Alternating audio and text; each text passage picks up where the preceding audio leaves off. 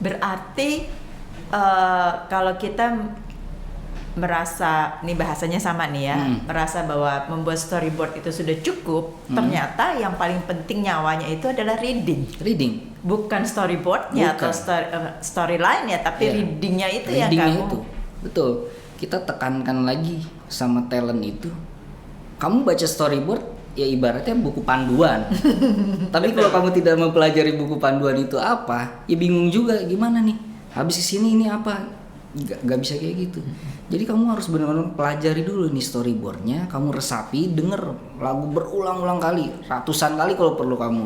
Walaupun itu lagu kamu, tapi saat go publik itu udah beda, semua jadi konsumsi semua orang. Nah, pada saat reading itu apakah menjadi satu kelompok si pemeran depan layar dan belakang layar atau minimal di OP-nya lah atau dalam hal berdiskusi, karena kan ini kan mesti jadi satu tim ya. Betul.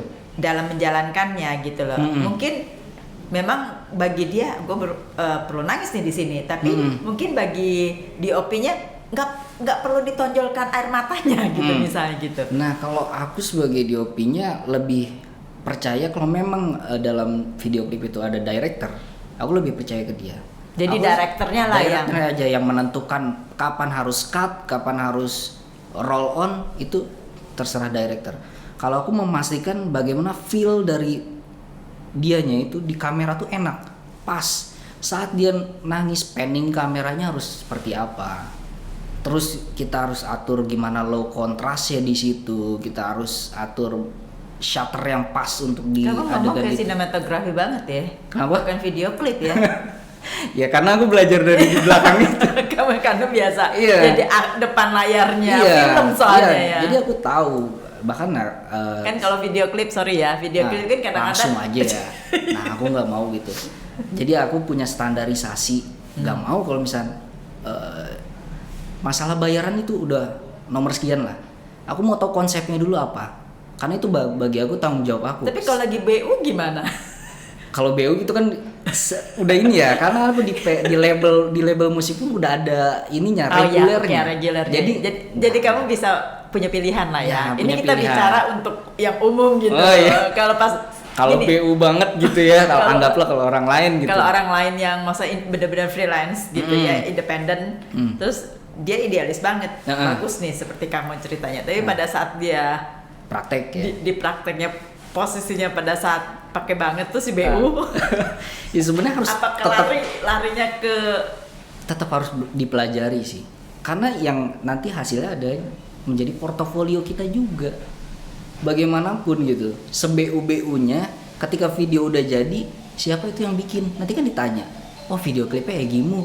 Kalau video klipnya ini kan nama juga yang ada di situ. Nggak mau aku karena BU banting harga terus ya, harganya dimurahin udah deh, karena gue BU gue bikin deh, kan ada nama aku juga di situ, dan aku terlibat nggak hanya sendiri, aku bawa kru, aku bawa yang lain, nggak mau lah sekitar aku jadi jelek gitu. Suatu inspirasi ya, bahwa biar bagaimanapun keadaan kita, image itu, betul. Branding kamu mesti dipertahankan. Betul, ya? Harus profesional aja. Walaupun lapar ya. Walaupun lapar itu memang cobaan selalu ada ya gitu. Kita emang tantangannya begitulah. Ada aja nih kayak, ada nih budget segini mau ambil apa enggak? Aku lihat dulu konsepnya. Oh ini begini, kayaknya ini pelajarin dulu deh. Aku nggak mau ngambil, kecuali label yang mau nggak mau. Aku kan harus label musik udah kerjain. Memang maunya gitu.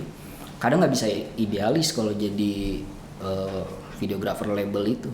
Maunya gimana yang punyanya aja. Nah, aku mengikuti. Kalau itu aku mengikuti. Tapi selain di label itu kan bisa kamu punya di luar ya. Di luar boleh diambil atau harus fokus 100% ke label itu? Enggak, aku di luar juga aku ambil. Kayak contohnya satu band yang bener-bener di luar label, tapi aku bisa mengekspresikan udah ngeklop nih. Band ini hampir bikin video klip sama aku udah ada 6. Dan ini emang udah langganan nih, namanya band The Paken, band lokal asal Palembang yang menurut aku potensi kedepannya luar biasa. Band ini cuma berpersonil 2 orang, yang satu drummer, yang satu vokalis. Kok bisa dibilang band? Iya, dia hanya menambahkan additional player aja. I see, oke. Tapi konsepnya band pop Melayu, tapi luar biasa. Mungkin sekarang belum kelihatan ya di secara umum di Indonesia, tapi potensi kedepannya akan Dia bagus. sudah keluarkan single berapa banyak? Single atau album mereka? Udah sampai 1 album, udah ada 8 lagu dia. 8 lagu. Dan bulan depan, insya Allah dia di Malaysia konser di ZEP. Ini lucu juga ya, maksudnya ini orang Indonesia, bandnya Indonesia, tapi di Indonesia nggak Iya, gitu karena kan dikenal orang ya. Aku juga bekerja sama dengan label di sana, bikin video klip gak aja di Indonesia. Di Malaysia aku megang Big Fortune Movie, jadi di situ bekerja sama label musik di sana, sama label film di sana, distribusi film Indonesia di Malaysia juga, kayak kemarin Gerbang Setan. Nah, salah satu yang menaungi Big Fortune Movie itu menaungi musik-musik, label musik. Nah, salah satu band yang dinaungi juga ada band Projector Band, itu untuk pembuatan video klip. Kayak kemarin aku bikin kolaborasi video klip Malaysia, band Malaysia Projector Band dengan penyanyi lokal Indonesia Jovita Pearl. Aku gabungin itu Indonesia Malaysia, belum sampai setahun, belum sampai 6 bulan itu 3 juta views di YouTube. Itu aku buat video klipnya. YouTube-nya mereka. Itu YouTube label mereka di Malaysia. Iya. Protect Malaysia. Kalau itu with all respect ya, katanya orang-orang Indonesia kalau di Malaysia bener-bener pasarnya Malaysia. Jadi Ada beberapa. Orang Malaysia itu betul-betul admire banget dengan artis musisinya Indonesia. Iya, itu, memang. Karena memang entertainment dia ini kan gak terlalu sebanyak di kita. Secara penyanyi gitu, kuantitas mereka itu lebih sedikit, sedangkan Indonesia banyak dan kualitas kita musisi wah bagus-bagus dan saingannya ketat. Betul, gitu ya. Jadi betul. yang bagus banget aja tenggelam ya. Betul. Di sini tuh bagus-bagus dan dibutuhkan juga mereka di sana. Cuma untuk perbandingan jumlah tayang nih, aku masih bahas yang video klip yang Indonesia Malaysia itu ya. 3 juta penayangan di Malaysia kurang dari 6 bulan itu hampir jauh banget. Kalau di Indonesia oke lah, nggak apa-apa 3 juta. Iya. Masyarakat Indonesia berapa sih? 300 juta. Sedangkan di sana berapa ratus ribu lah. Di Malaysia itu sedikit banget tapi bisa mengantongi 3 juta views. Tapi sebentar, mungkin karena lagunya juga bagus. Lagunya lagu betul. Melayu. Lagunya atau pop Melayu. Pop rock Melayu. Jadi nggak terlalu Melayu banget, dia mengadaptasi bahasa Melayu dan Indonesia karena memang ada vokalis Indonesianya di sini. Gitu. Dalam kemasan itu aku merasa puas dan sekarang video klip itu udah masuk nominasi Music Award di Malaysia. Nggak tahu nih menang apa enggaknya. Berharapnya sih menang ya. Gitu aja harapannya. Jadi nanti kamu bisa nggak di Indonesia lagi dong? Udah bisa di Malaysia. Bolak-balik sih. Lebih enak mana kamu bekerja di sana atau di sini? Kalau secara kerjaan di mana aja sih bagus ya. Di sini juga oke. Cuman lebih kalau di sana itu lebih mudahnya perizinan. Didukung oleh pemerintah ya. Iya. Jadi kita misalnya mau pakai satu lokasi. Kok di sini mungkin oknumnya banyak ya. Oknum istilah kata nih gitu. Ini mic-nya walaupun kamu di ujung sana tetap kedengeran. Oh, kedengeran. Jadi bisik-bisik juga percuma. Iya, jadi kalau di sini tuh banyak ya itulah oknumnya yang untuk minta uang pungli ini. Lapisannya banyak lah ya, kayak kue lapis ya. Iya, kalau di Malaysia itu disupport. Keuntungannya itu memang secara kalau untuk komersial untuk memasarkan satu lagu di sana yang denger sih nggak berapa banyak, ya kan, hanya penduduknya kecil, beda dengan di Indonesia. Makanya orang Malaysia juga seneng dia kalau produksi di Indonesia, pendengarnya banyak, gitu. Jadi kalau ditanya lebih enak mana, dua-duanya enak. Emang ada plus minusnya. Ada. Tapi secara garis besar nggak ada yang ribet banget, nggak ada. Kenapa sih si Malaysia ini kan tentunya mereka dengan dari segi kerja, SDM segala macam kan lebih, yang atau ya menurut saya mungkin lebih di atas rata-ratanya kita orang Indonesia kan. Iya. Nah, kenapa dia memberikan apa sih pekerjaan ini kepada orang Indonesia justru? Karena balik lagi ke kuantitas di sana nggak sebanyak di sini. Jadi mungkin mereka produksi membutuhkan, anggaplah dalam sebulan itu harusnya mereka mencetak 10 video. dia tuh hanya mampu 5. Jadi mereka butuh orang di sini untuk bekerja di bidang tersebut. Jadi dia nggak bisa memforsir karyawan di sana untuk produksi gitu. Mungkin juga karena lebih murah ya, atau enggak sama Justru aja. lebih mahal bayaran Indonesia. Malaysia tuh lebih besar. Bayaran di dunia entertain lebih besar. Dari Malaysia. Enggak, lebih besar di Malaysia dibanding di Indonesia. Oh iya, Iya. betul. Berarti Apalagi kalau orang Indonesia yang kerja, kalau bagi orang Malaysia sendiri kan ya standar biasa. mungkin ya. Tapi kalau orang Indonesia ke sana lumayan. Berarti kalau mereka misalnya lebih memilih memproduksi di Indonesia karena mereka tahu Lebih misalnya murah. 2/3. Iya. Di sana betul, 2, di sini 3 Iya, misalnya gitu iya. kan. Betul. Emang itu yang diaplikasiin mereka juga. Makanya ada labelnya, di label Indonesia itu dipecah, ada dua, yang satu di Malaysia, yang satu di Indonesia, tapi sama-sama yang punya Ownernya. ownernya Indonesia. Gitu. Jadi Walaupun di Malaysia. di Malaysia. Gitu. Memang udah resmi gitu. Memang label besar di sini. Nah, kalau kamu lihat dari mana ya? Dari pandemi, kamu berarti mulai di belakang layar itu kan 2018-an ya. Berarti just Aku sempet jeda dulu 2019 ke 2019 ke 2020 itu di retail apa? alat musik. Jadi aku fokus di retail, sempet kerja dulu 2018 2020. Maksudnya Off off dulu. Baru lanjut lagi karena memang Berarti sampai dengan 2018 kamu tuh masih di depan layar lah ya, basically ya. ada di belakang layar, tektokan aja. Okay. Belakang layar kalau ada kesempatan gitu. Cuman di fase 2018-2020 itu aku di retail alat musik, dan kebetulan di situ juga bikin konten. Ya udah, apa yang aku bisa. Apa toko alat musik? Toko alat musik, Nuansa Musik namanya. Oh, Nuansa Musik. Nuansa Musik itu retail terbesar di Indonesia nomor 1 saat ini. Sampai saat ini Nuansa Musik besar. Jadi setelah dari situ keluar dari Nuansa Musik, mulai lagi lebih intens lagi. Nah ini udah mulai banyak nih label-label nih ngantongin aku kan, udah. Jadi selama kamu di Nuansa Musik, kamu bikin konten lah sebanyak-banyaknya. Konten banyak. Training diri sendiri juga kan, how to-nya ya, bagaimananya. Betul. Setelah lepas dari situ, udah mulai label, kenal lama ini musik, kenal lama ini film, sempet bikin film short movie, kayak gitu banyak. Ketemu lagi guru-guru aku yang lama kayak Mas Edwin Sukmono, dulu dia pemain film, tapi sekarang merangkap jadi DP, sama kayak aku. Jadi aku berguru juga sama beliau gitu, karena di industri film dan industri musiknya tidak bagus, jadi sehingga lebih baik di belakang layar, bisa kemana-mana maksudnya.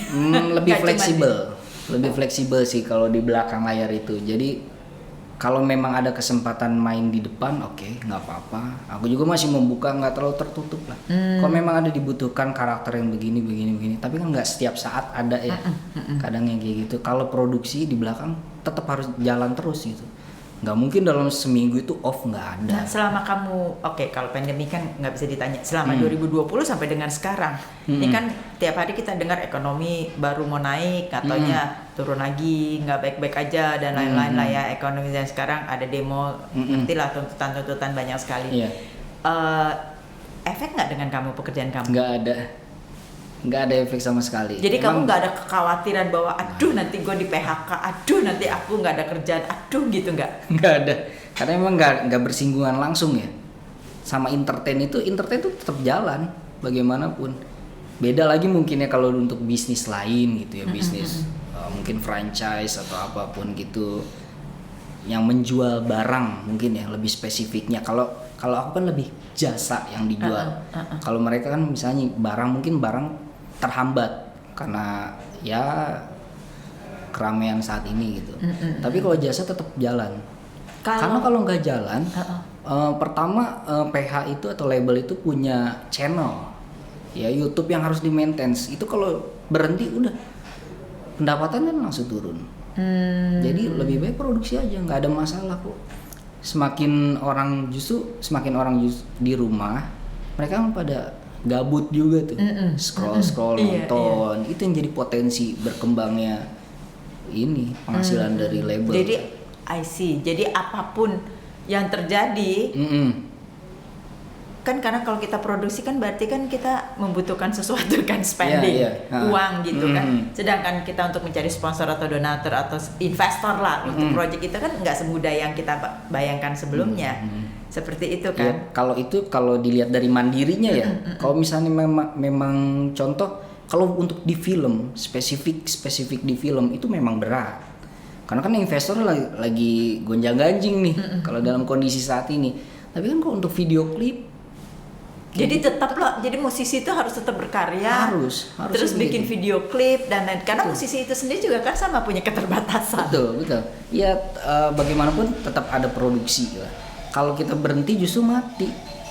Daripada kadang gini, ada musisi yang terlalu fokus mengurus yang undang-undang permusikan itu. Iya, benar.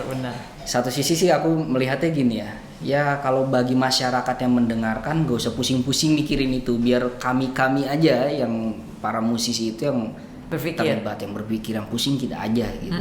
Kalau yang mendengar aja. Jadi bagaimanapun musik itu harus tetap jalan, industri yang tetap akan jalan gitu. Video klip juga jalan, semuanya entertain itu tetap jalan. Kecuali memang spesifiknya itu yang film layar lebar. Mungkin itu kan memang ada investornya di situ yang harus menggelontorkan dana besar, itu beratnya di situ. Mungkin agak terhalang. Tapi kalau untuk video klip jalan terus. Jadi musisi harus mendengarkan nih, nggak usah khawatir, bikin aja karya terus ya. Berkarya aja terus. Nanti dia bingung bikin video klipnya duitnya dari mana. Kalau bisa digratisin gitu ya. Bisa berapa termin lah. Gratis enggak ya? Gratis enggak, cuma ada terminnya. Gitu ya, fleksibel sih. Tapi mahal nggak sih bikin video klip kalau boleh tahu? Nah itu pertanyaan dari beribu-ribu orang yang pasti masuk kan. Itu satu bagi yang bukan musisi. Kalau musisi apalagi bertanya, aduh nggak ada. Biasalah kalau musisi itu kan selalu terbatas. Betul. Ya kecuali kalau memang dia dinaungi oleh satu label besar. Tapi kalau dia indie semuanya kan. Ya, nah aku balik lagi gini. Sebelum aku menyebut berapa nominal harga, aku lihat dulu konsepnya apa. Karena aku gini, aku nggak akan melihat bagaimana apa yang mereka mau gitu. Misalkan speknya, aku mau begini. Oh, kalau video klip gini tuh kita harus ada drone loh. Kalau video klip gini kita harus pakai lensa 18 mili loh, harus ada lensa 50 loh. Jadi nggak bisa. Setiap video klip orang itu akan berbeda-beda harganya, tergantung requestnya mau seperti apa. Jadi kita nggak bisa ketok harga sekian, wah itu nggak jelas gitu. Jadi sebenarnya mudah ya, karena kan dari equipment yang kita mau pakai, ya kan sesuai dengan konsep. Dan ini equipmentnya udah gampang banget, kita sewa kan udah kelihatan tuh angkanya. Betul ya. Betul. Hanya gitu aja. Misalkan yang membedakan adalah jasanya kita ya. Nama Egy yang udah di atas sana apa nih? Bisa nggak dinolin kah? Gitu kan? Kadang gini, orang berpikir, waduh, kalau bikin video klip bakal mahal banget nih, bakal gimana? Gampang aja, ada handphone nggak? Bisa. Kita akalin bisa. Kalau memang minim banget budgetnya, tapi pengen produksi, ini yang mematahkan untuk orang berkarya itu kepikiran harga. Oh iya pasti. Padahal konsultasi itu gratis. Tapi kan takut dong, malu. Nah nggak masalah. Itu mungkin beberapa orang ngecapnya seperti ini itu. Ini saya bicara mewakili. Kalau saya musisi saya bilang, aduh malu ah. Dan aku menjawab juga akan gini, nggak usah malu. Nggak jadi pun nggak apa-apa. Itu bukan masalah buat aku. Itu karena prioritas aku adalah gimana klien itu puas. Jadi nggak ada yang saling menyalahkan. Wah masa gue udah bayar segini ternyata hasilnya begini. Aku gak mau ada kayak gitu. Kamu maunya konsepnya kayak gimana? Kamu mau dibikinin cerita gak? Kamu butuh director gak? Kamu butuh lighting gak? Kalau gak butuh ini kita pangkas. Jadinya segini. Karena tiap klien itu akan berbeda-beda harganya. Mereka gak akan bilang ke yang lain, lu bikin video klip di si Egy berapa? Segini. Oh kok gue segini? Gak akan ada cerita begitu. Karena mereka dari awal udah dijelasin, oh equipment yang kita pakai segini, tempat yang kita pakai di sini, akomodasinya segini, kita syuting di mana. Kayak kemarin contoh aku baru lusain pulang dari Wonosobo, Yang bikin video klip di Wonosobo sama yang di dalam kota pasti beda. Nggak bisa disamain. Karena kita kan ada waktu yang terpakai. Ada beberapa ya perjalanan gitu kan. Termasuk ada uang makannya per hari gitu. Sebenarnya Itu termasuk. semuanya sebetulnya biaya-biaya tersebut atau harga tersebut itu accountable ya, maksudnya Iya. bisa terhitung ya. Terhitung. Tinggal nanti ketahuan, oh ternyata Egi ini jasanya sekian. Betul. Gitu. Tinggal betul. nanti kita bilang, ya kalau misalnya sewa menyewa alat ini kan memang kudu harus dikeluarkan kan. Betul. Perlu membayar director kan, perlu Betul. kayak gitu ya, editor kan. mm. Nah sekarang apakah jasanya, ya tinggal diketak-ketik jasanya. Betul. Gitu kan? Ya, Oke. ada jasa itu kan misalnya kita pakai, kamu butuhnya apa? Misalnya DP doang sama asisten. Ya segitu. Terus mau nambah ini lagi director. Oke, Tambah mau lagi. perfect lagi tambah orang lighting, perfect lagi tambah PU, perfect lagi tambah scripter. Banyak gitu, banyak yang terlibat. Tergantung itu semua tergantung budget. Jadi aja. jangan takut. Jangan takut, itu yang bikin orang ragu-ragu pengen bikin video klip. Ujungnya banyak sih bikin video klip diri sendiri, tapi ya balik lagi itu nggak masalah. Aku nggak Iya. mempermasalahkan itu. Cuman daripada begitu, aku akan mengarahkan ini loh standar produksi. Kalau kamu mau masuk label ini, yang label ini suka adalah video klip yang ini, modelnya begini. Karena label itu nanti akan melihat ketika kliennya misalnya dia punya lagu nih. Sebelum masuk label dia bikin dulu video klip sendiri contoh. Label udah apaan nih? Video klip apa nih gini? Udah digitu dicibir duluan. Tapi kalau aku tahu kan di belakang, oh label tuh selera, label ini tuh seleranya begini. Mending kamu bikinnya kayak gini. Iya, betul sih. Jadi nggak Setuju. sia-sia gitu. Dan aku berpikir gini, kamu itu nggak usah ragu-ragu mengeluarkan uang untuk portofolio kamu sendiri. Ini kan video klip ini jangka waktunya bisa sampai bertahun-tahun, sampai seumur kamu hidup. tua. Nah, Sampai 7 turunan kan. itu bakal ditonton terus kan. Heeh. Oh iya ya, nggak sia-sia, nggak ada yang sia-sia, karena itu menjadi profile diri sendiri. Jadi buatlah yang the best. The best, Ya, dengan ekonomik lah kan. Disesuaikan Ini aja, sesuai lah ya, disesuaikan. up and down ya. Iya, disesuaikan aja. Itu menurut aku lebih baik seperti itu dibanding memaksakan diri bikin sendiri asal-asalan. Ternyata udah lagu udah bagus tapi pas diajuin ke label, aku mau dong di sini di PA ini distribusiin bla bla. Aduh, videonya kayak gini. Nah, kamu punya expertise nih. Sekarang kan saya kasih tanya expertise sudah punya nama. Oh enggak, aku maunya sama Egi aja deh gitu kan. Atau enggak, aku mau sama Inal aja deh. Itu kan ada preference ya dari Iya, hasil iya. kamu kan. Iya, iya. Nah, itu semua yang kamu lakukan sekarang ini, your expertise ini didapat dari pengalaman tidak ada misalnya formal mundur dulu gitu atau Nggak gimana? ada pelajaran formal itu, aku bener-bener semua terjun langsung. Yang aku tahu aku aplikasiin.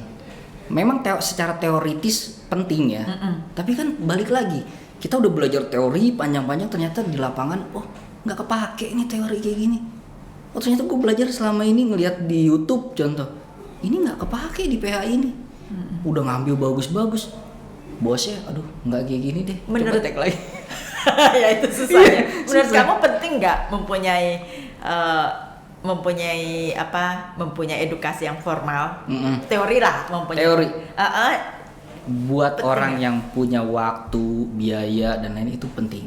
Buat aku ya, aku juga istilahnya gini, agak sedikit menyesal karena memang aku dulu kuliah ngambil ekonomi, nggak nyambung sampai sekarang kan. Nyambung dong. Ekonomi manajemen.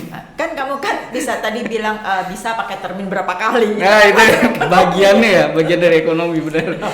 Tapi secara spesifik kalau aku mau ngulang lagi, mungkin aku bakal konsen ke ya itu perfilman kayak gitu. Kalau misalnya memang ada waktunya, ada biayanya, menurut aku formalitas itu hajar aja nggak apa-apa. Atau belajar aja gitu.